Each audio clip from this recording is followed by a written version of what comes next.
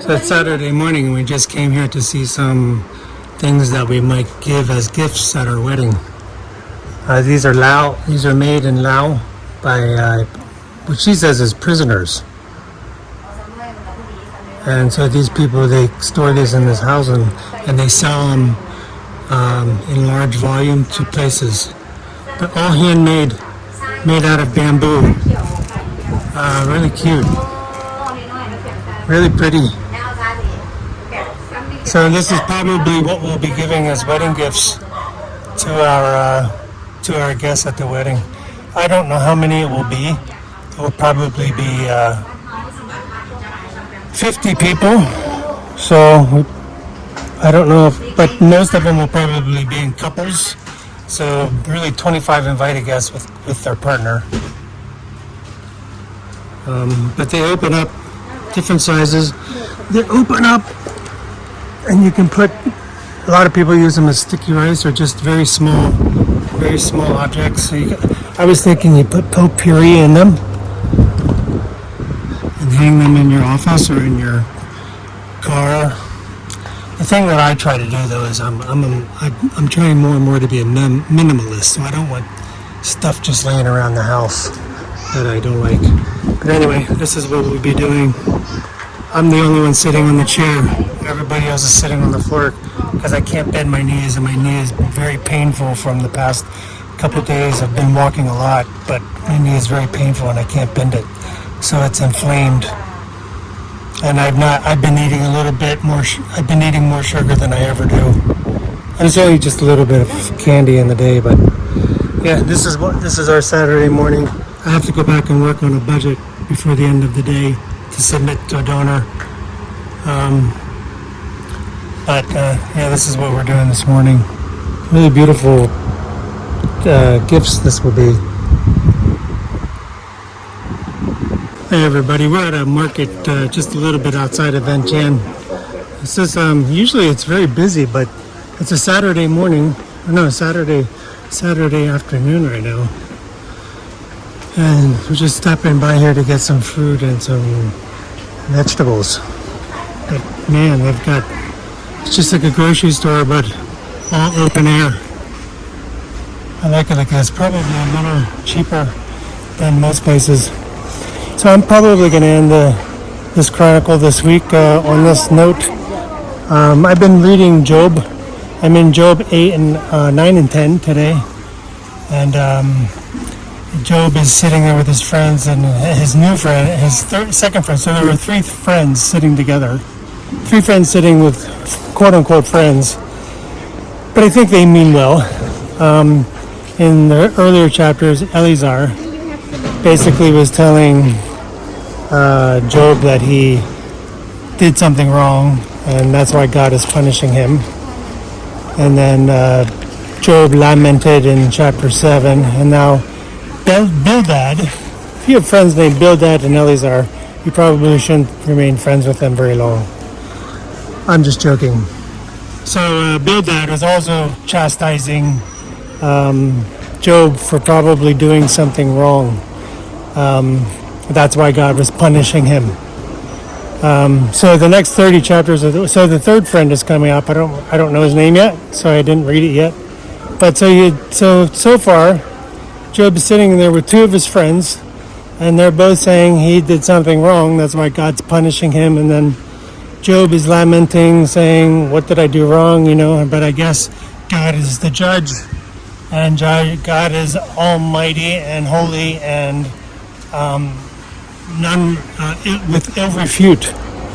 irrefutable.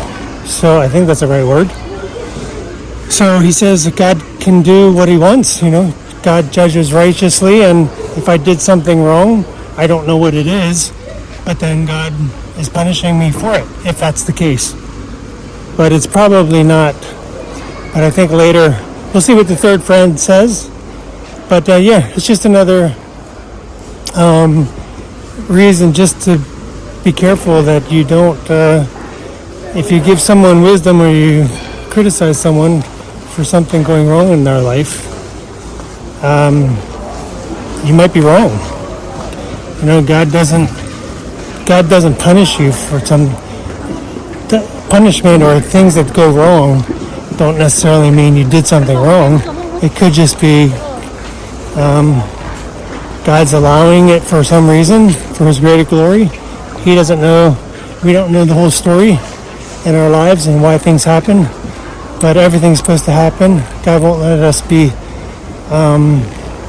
won't let us suffer anything we can't endure, and it will only make us stronger in faith and trusting Him that He will provide.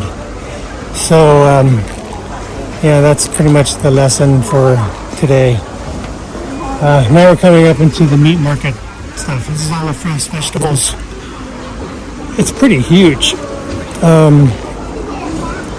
I've been in bigger ones, but this is pretty huge. So we've got we're getting our fresh fit barbecue. We have that barbecue tonight. Look at the size of these fishes. So I don't know what kind of fish they are, but they're big.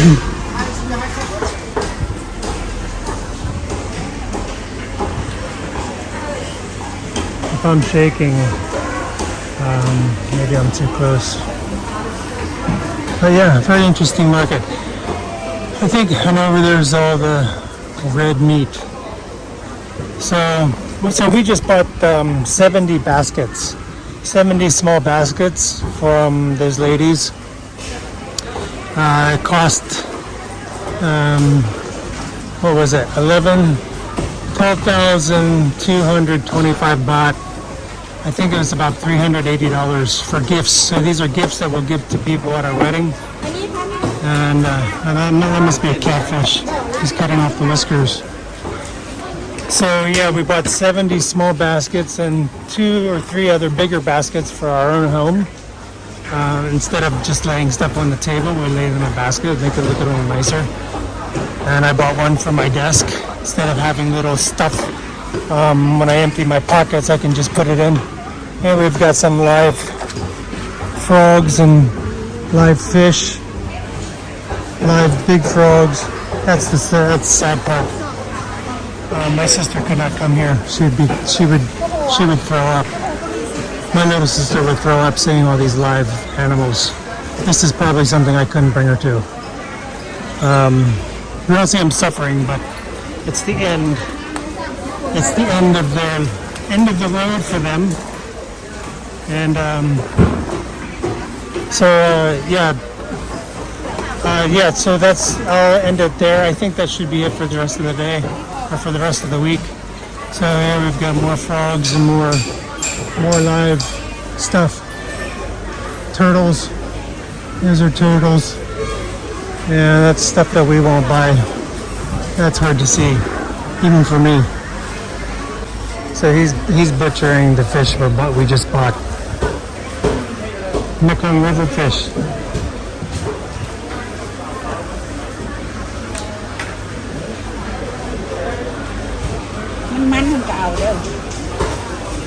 How much is the fish? Tarai.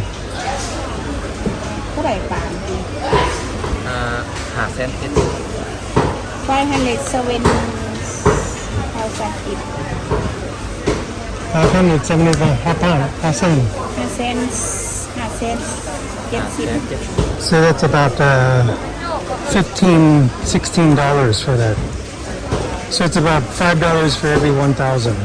Oh no, so it's $25 for this.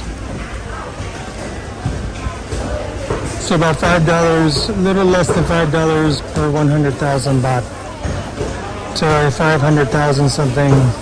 So let's say about $25, $26.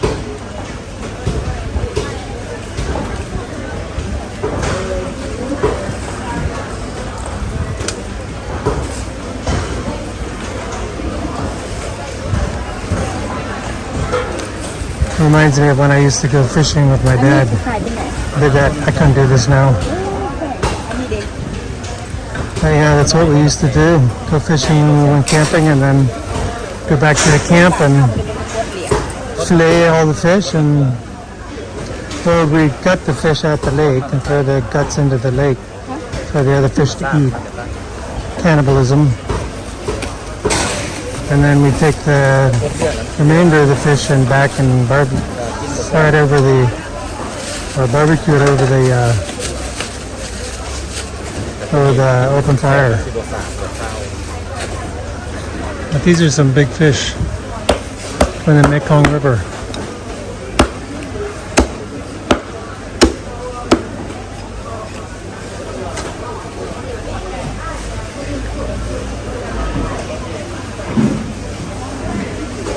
Something smells fishy. Something smells fishy.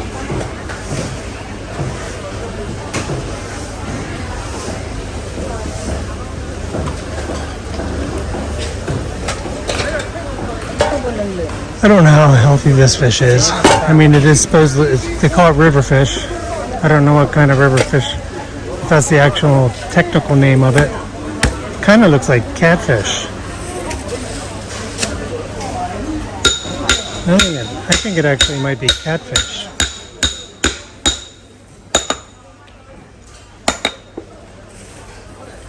But they just call it Mekong fish.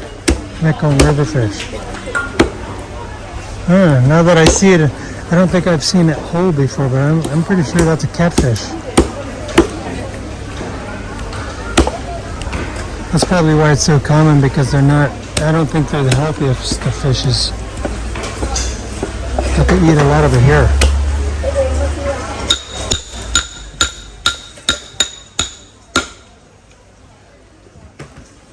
Oh, so yeah, back to Job. So yeah, just surround yourself with, I think his friends probably meant well. They just don't have the vision of God, because they don't, they didn't, his two friends, they don't know what happened. They don't know why Job was tested the way he was. I think God wanted to show Satan that he, regardless of what he did, he knew Job would continue serving him, because Satan's out there to destroy and take lives, take other people to hell with them. And so he's deceiving people. And so you probably see a lot of this in the church. So again, it depends on what side of the table you are in that story. If you're the friend and you see someone suffering, be careful about saying they did something wrong, or they're suffering because they sinned, and or they're in circumstances because they did something wrong. Yeah, and then if you're the person that's suffering or having the issue or the trial, just be careful of the advice you get from people. Be careful of shame and from others. They might mean well, but you've got to try to have God's perspective on things, and not take bad advice or be shamed into thinking you've done something wrong. So yeah, I'm going to end it there. Everybody take care. God bless. Take it slow. My neighbors got like 4 goats. 1, 2, 3, 4. 4 goats in the yard. They butcher them. So they're here a couple days and then grazing a little bit, calming them down, and then they take them back behind the house and yamachoma, goat meat. I always see they're numbered. I think it means how much they weigh. Yeah, sad. Hey everybody, it's Saturday the 9th of August. It's going on 7 in the evening. We decided that this is our last week staying in Laos until we go back to Bangkok next Friday on the train. So we decided to come to our favorite restaurant to eat one more time before we go back. Enjoy it with God's family. Most of her family and the people that were staying at our house left already earlier this week. So it's just me, the nephew, and sister, and baby. We went for a walk earlier tonight, and it was, although it was breezy, it was very scorching. And it was the first time that I felt like I was going to pass out walking back. I had to do a pit stop in the bushes. Something came upon me very quickly, while we were walking. Unfortunately, I found some bushes that were pretty hidden right on the street, but hidden, and people would be going too fast to see anyway. So I did my business in the bushes, and then after that, as we were walking, I was getting more and more lightheaded. So I'm not sure what overcame me. Maybe am I dehydrated, or I'm not sure what happened. By the time we got back, I just laid down on the porch and just was ready to black out, ready to pass out. So here we are. We're enjoying our last barbecue until this will be my last barbecue, probably until we come back permanently in December. Unless for some reason we have to come back. She might come back before me for a little bit in about October. This will be my last one until December, and then this will be a regular for us at least once a month. So I ended up having to work today on a budget, because pretty big budget, pretty important budget. Our biggest donor is still not fully concluded, and looks like they might be giving us another 5 months worth of funding to finish out the year, and then we're assuming that will be it again. This has been one long drama. So the last 3 days we've been intensively writing budget and revising the budget and revising it and revising it, rewriting everything, rewriting the narrative, rewriting. It's just been a real headache, and so I had to pull a few hours today on a Saturday to wrap that up and send that in. Hopefully that will go through and that will be it, because this actually, the next 4 days are Monday and Tuesday are a holiday in Thailand, and so I'll have off, hopefully, unless something comes back that I need to work on. So we're going to get ready to eat here, and that will be it. This is a wrap for week 20 of my countdown, week 20 out of 30 weeks countdown to the end of the year and to my early retirement. Take care, everybody. God bless, and take it slow.